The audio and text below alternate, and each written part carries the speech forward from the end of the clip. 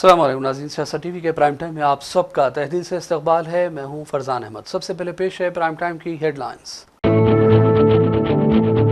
Chief minister Revanth Reddy ने hi tech city Hyderabad में confederation of Indian industries की कौमी कॉन्फ्रेंस का किया इफ्तिताह। तेलंगाना में सरमायाकारी की दावत दी। हाइड्रा की जानिब से गैर कानूनी तामीरात के खिलाफ इन्हदामी कार्रवाइयाँ जारी। मनीगुंडा के नेकनामपुर में गैर कानूनी तामीरात को ढाया गया। दिल्ली के 23 स्कूलों को बम की धमकी वाले ईमेल्स एक 12वीं जमात के तालिब इल्म ने भेजे। दिल्ली पुलिस ने किया गिरफ्तार। इम्तिहान से बचने दी थी धमकियां। तहकीकात जारी। सुप्रीम कोर्ट ने संभल की जामा मस्जिद के करीब मौजूद अवामी कुएं पर पूजा करने की इजाज़त देने वाले मुकामी इंतजामिया के फैसले पर लगा दी रोक। उत्तर प्रदेश हुकूमत को 2 हफ्तों के अंदर स्टेटस रिपोर्ट पेश करने की दी हिदायत। साल 2025 के पहले 7 दिनों में गजा पट्टी में जारी इसराइली दहशतगर्दी में अब तक 74 बच्चों की शहादत। अक़वाम मुत्तहिदा के बच्चों के इदारे यूनिसेफ ने जाहिर किया अफसोस। और लॉस एंजलिस आग से 10,000 मकानात जलकर खाक। अमवात की तादाद भी 10 हो गई। स्कूल्स और दफातर बंद। 150 अरब डॉलर का हुआ नुकसान। हेडलाइंस आपने देखी और पेश है खबरों की तफसीलात। शुरुआत करेंगे तेलंगाना और हैदराबाद की बड़ी खबरों से। आज चीफ मिनिस्टर रेवंत रेड्डी ने हाईटेक सिटी हैदराबाद में कॉन्फेडरेशन ऑफ इंडियन इंडस्ट्रीज़ की कौमी कॉन्फ्रेंस से खिताब किया। उन्होंने एक ग्रीन बिजनेस सेंटर का इफ्तिताह करने के बाद तेलंगाना में सरमायाकारी के हवाले से आम दावत दी। रेवंत रेड्डी ने कहा कि हुकूमत तिजारत दोस्त है और वो सरमायाकारों की भरपूर हौसला अफजाई कर रही है। Telangana is a fastest growing zone for EV sales in India today. Hyderabad is making itself ready for a climate crisis. We want to become totally flood free. India's first city with a climate change strategy action. We are taking action now. Musi regeneration work has started. A 55-kilometer long river will soon flow here. We are ensuring drinking water supply for 2050 now. Regional ring planning is in process. A regional ring road will be 360 kilometers long. We are planning a regional ring railway around it. We will also have a radial roads connecting ORR and RRR, regional ring road. Between ORR and RRR will be manufacturing base, semi-urban, manufacturing in pharma, life sciences, aerospace, defense, EVs, solar, and so on. We have created a high focus on skills and jobs creation. My strategy is to become China plus one alternative for the world. Outside the RRR, that is rural Telangana, we will focus on agriculture, organic farming, cold storages, warehousing for farmers. As Telangana is a landlocked state, I am building both a dedicated highway and railway connect between a dry port here and the Machilipatnam seaport in Andhra Pradesh. All this is because of we have a dream called Telangana. We want our economy to grow and markets functions freely. We believe in balancing government, moderate taxes, high ease of doing business, and a robust growth. Please join me as Telangana means business. Together we can do miracles. I will give you the highest ease of doing business, not just in India, but the world. Thank you.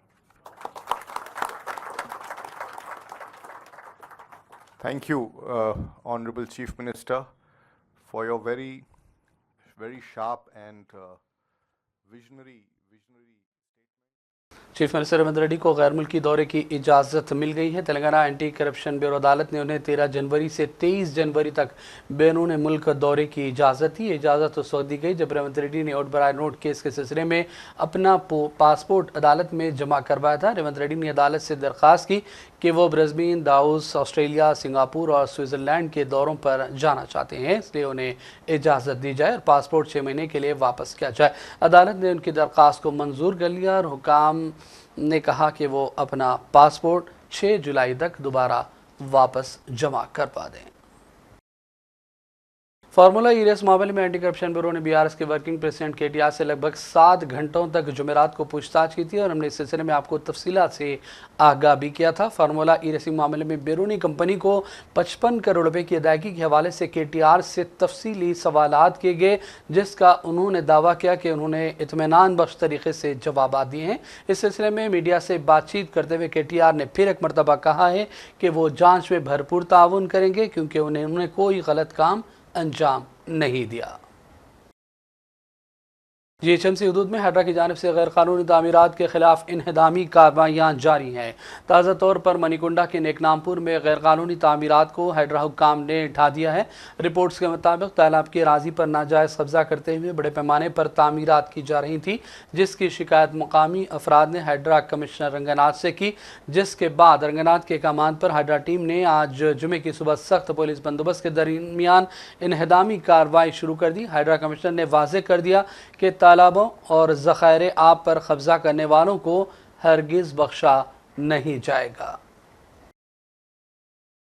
Telangana में संक्रांति त्यौहार की तैयारियां जारी हैं। आज सरकारी और private स्कूलों में संक्रांति के जश्न को भी मनाया गया क्योंकि कल से स्कूलों को संक्रांति की ताज़ियात रहेंगी। तलबा रिवायती मलबूसात में स्कूल पहुंचे, त्यौहार की खुशियों में हिस्सा लिया। रियासत के तमाम सरकारी प्राइवेट स्कूलों को 11 जनवरी से 17 जनवरी तक तातीलात का ऐलान किया गया है, जबकि 18 जनवरी को दोबारा स्कूल्स और कॉलेजेस खुल जाएंगे। इस तरह जूनियर कॉलेज के लिए 11 जनवरी से 16 जनवरी तक तातीलात का ऐलान किया गया है और ये 17 जनवरी से खोल दिए जाएंगे।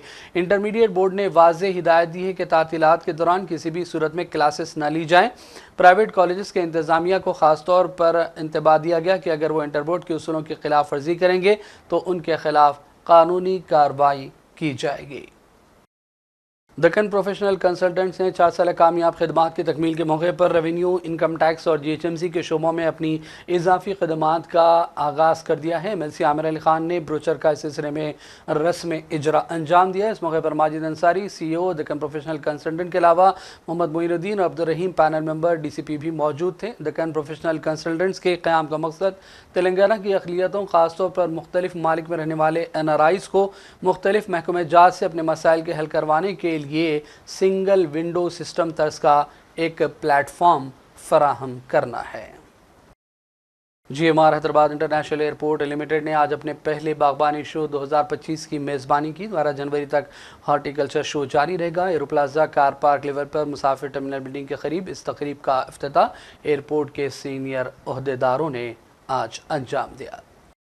एमएलसी आमिर अली खान ने सोल्यूशंस 3X दफ्तर का दौरा किया और मेडिकल कोडिंग ट्रेनिंग समेत दीगर तफसीलात का शख्सी तौर पर जायज़ा लिया। इस मौके पर आमिर अली खान का इदारे में शानदार खैर मकदम किया गया। इदारे के ज़िम्मेदारान के अलावा सीनियर सहाफ़ी नईम वजाहत और दीगर शख्सियात भी इस मौके पर मौजूद थे। शहर हैदराबाद के गोशामहल इलाके में वाक़ चाकनावाड़ी का नाला मुनहदिम हो गया, जिसकी वजह से एक क्रेशर लारी इसमें उलट गई। लारी का ड्राइवर खुशकिस्मती से जान बचाकर बाहर निकल आया। एक जानिब जहां मुनहदिम होने वाले नाले के काम जारी थे, वहीं एक और हादसा पेश आया है। सूरत हाल को देखते हुए मुकामी अफराद ने अपनी मुश्किलात का इज़हार किया। उन्होंने कहा कि नाले की मुकम्मल तामीर के लिए बारहा दरख्वास्त करने के बावजूद हुक्काम तवज्जो नहीं दे रहे हैं। मुकामी अफराद ने फौरी तौर पर इस मसले का हल निकालने का मुतालबा किया है। तेलंगाना के सूर्यापेट जिला के आइलापुर के करीब एक सड़क हादसा पेश आया। हादसे में उड़ीसा के रायगढ़ इलाके से ताल्लुक़ वाले 5 अफराद की हलाकत हुई है। सड़क पर रुकी हुई लारी को एक प्राइवेट बस ने टक्कर दे दी, जिसकी वजह से हादसा हुआ। हादसे में 4 अफराद मौके पर ही हलाक हो गए, जबकि एक शख्स हॉस्पिटल में इलाज के दौरान चल बसा। इस हादसे में दीगर 16 अफराद जख्मी भी हुए हैं। यह हादसा उस वक्त पेश आया जब मजदूर उड़ीसा से हैदराबाद काम के लिए आ रहे थे। पुलिस ने इस हादसे की जाँच शुरू कर दी और जख्मियों को इलाज के लिए हॉस्पिटल मुंतकिल कर दिया गया है। और रवाई नाज़रीन बढ़ते हैं चंद अहम कौमी और आलमी खबरों की जानिब। सुप्रीम कोर्ट ने संभल की जामा मस्जिद के करीब मौजूद अवामी कुएं पर पूजा करने की इजाज़त देने वाले मुकामी इंतज़ामिया के फैसले पर रोक लगा दी। अदालत ने वाज़ेह तौर पर कहा कि इस कुएं का मकसद आवाम को पानी फराहम करना है, न कि मजहबी इबादत के लिए इस्तेमाल करना चाहिए। अदालत ने इस अवामी कुएं के इस्तेमाल को जायज़ करार देते हुए इस पर पूजा करने की इजाज़त देने के फैसले को मुस्तरद कर दिया। ये तनाज़ा उस वक्त शुरू हुआ जब मुकामी म्यूनसिपालिटी ने इस कुएं को हरी मंदिर करार देते हुए इस पर पूजा की इजाज़त दी। इंतज़ामिया का मौक़िफ़ था कि अक़वाम मज़हबी अहमियत का हामिल है, ताहम जामे मस्जिद की कमेटी ने इस फैसले को चैलेंज किया था और सुप्रीम कोर्ट में दरख्वास्त दायर की थी। सुप्रीम कोर्ट की बेंच, जिसमें चीफ जस्टिस संजीव खन्ना और जस्टिस संजय कुमार भी शामिल हैं, उन्होंने इस मामले पर तफसील के साथ समाअत की और कहा कि अगर ये अवामी है तो इसे सबके लिए खुला रखना चाहिए, इस पर किसी किस्म की पूजा पर पाबंदी लगाना चाहिए। अदालत ने यह भी कहा कि उत्तर प्रदेश हुकूमत 2 हफ्तों के अंदर इस मामले की स्टेटस रिपोर्ट दाखिल करे। दिल्ली के 23 स्कूलों को बम की धमकी भेजने वाले ईमेल एक 12वीं जमात के तालिब इल्म ने भेजे। दिल्ली पुलिस ने इस तालिब इल्म को गिरफ्तार कर लिया है। नाबालिग को उस वक्त हिरासत में लिया गया जब पुलिस ने बम की धमकी के मामले की जांच की। इब्तदाई जांच से पता चला कि वो इम्तिहान नहीं देना चाहता था। लड़के ने अपने इदारे को छोड़कर कई स्कूलों को बम की धमकी दी, ईमेल्स भेजे। गुज़िश्ता चंद हफ्तों में कई स्कूलों को ये धमकियाँ आई थी। तहकीकात के दौरान कुछ भी पता नहीं चला, लेकिन मुसलसल बम की धमकियों ने पुलिस को फिक्रमंदी में डाल दिया था और अब ये मामला सामने आया है।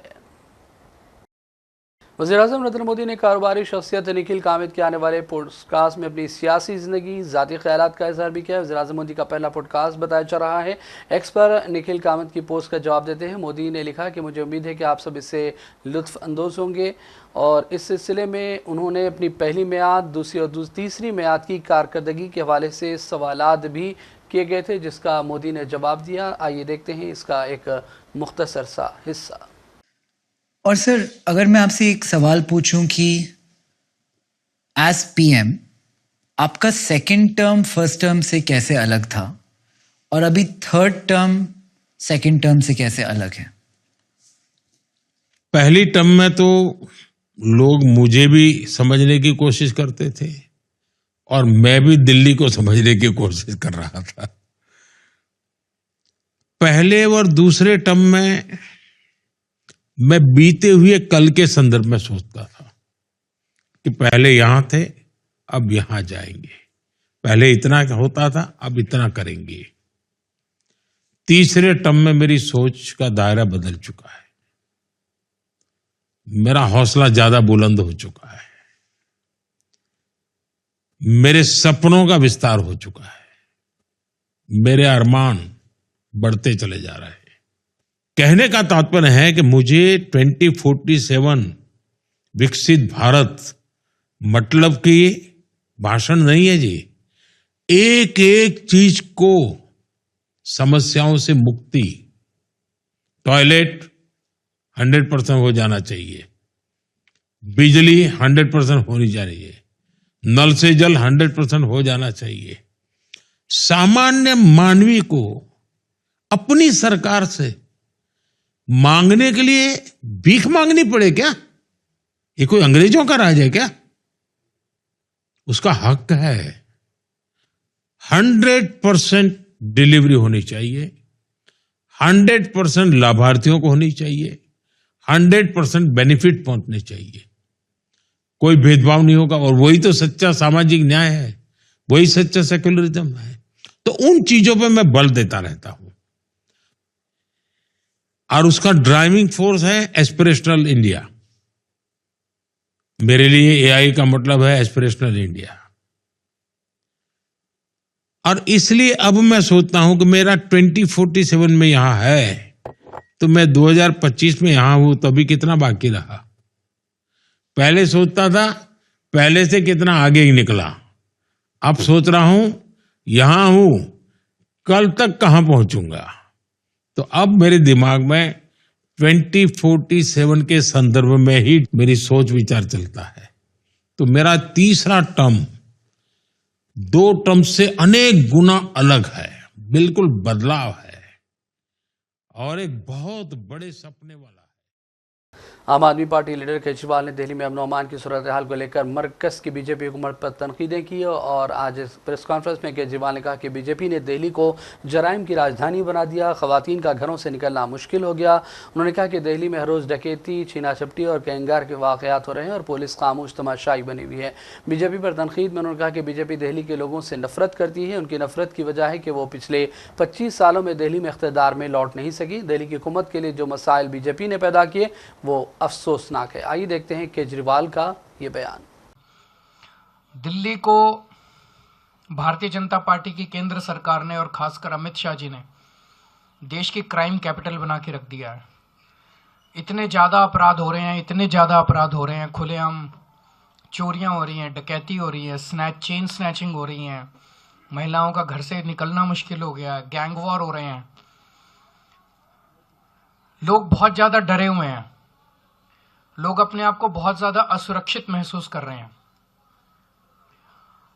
भारतीय जनता पार्टी को और इनकी केंद्र सरकार को दिल्ली के लोगों से कोई लेना देना नहीं है। ये लोग तो दिल्ली वालों से नफरत करते हैं और इसी नफरत का नतीजा है कि आज 25-27 साल से भारतीय जनता पार्टी दिल्ली की सत्ता में नहीं आ पाई है। लेकिन हमें तो लेना देना है। दिल्ली के लोग तो हमारे हैं, दिल्ली के 2 करोड़ लोग हमारा परिवार हैं। अगर दिल्ली में किसी को तकलीफ होती है तो केजरीवाल के दिल में दर्द होता है, मुझे तकलीफ होती है, तो हम चुप नहीं बैठ सकते। तो मैंने जगह जगह लोगों को यह भरोसा दिलाया है कि आम आदमी पार्टी की सरकार बनेगी तो जितनी आरडब्ल्यूएज हैं उनको अपने अपने इलाके में सिक्योरिटी गार्ड अपॉइंट करने के लिए दिल्ली सरकार की तरफ से उचित राशि दी जाएगी। इसके कुछ मापदंड बना लेंगे कि किस आरडब्ल्यूए को कितने सिक्योरिटी गार्ड का पैसा देना है, कितना पैसा देना है, एरिया के हिसाब से होगा या नंबर ऑफ फैमिलीज के हिसाब से होगा, उसका एक मापदंड बना लेंगे। लेकिन सरकार बनने के बाद लोगों को अपने अपने इलाके के अंदर security guards, private security guards appoint करने के लिए, ताकि वो सिक्योरिटी गार्ड्स वहाँ पे लोगों को सुरक्षा प्रदान कर सकें। बेसिक सुरक्षा, वैसे तो पुलिस को कोई रिप्लेस नहीं कर सकता और ना ही हमारा मकसद है पुलिस को रिप्लेस करने का, लेकिन अपने अपने इलाके के अंदर बेसिक सुरक्षा के लिए, ताकि कोई भी चोरी करके भागे तो उसको पकड़ा जा सके, कोई भी अनऑथराइज्ड लोग अंदर ना आ सकें।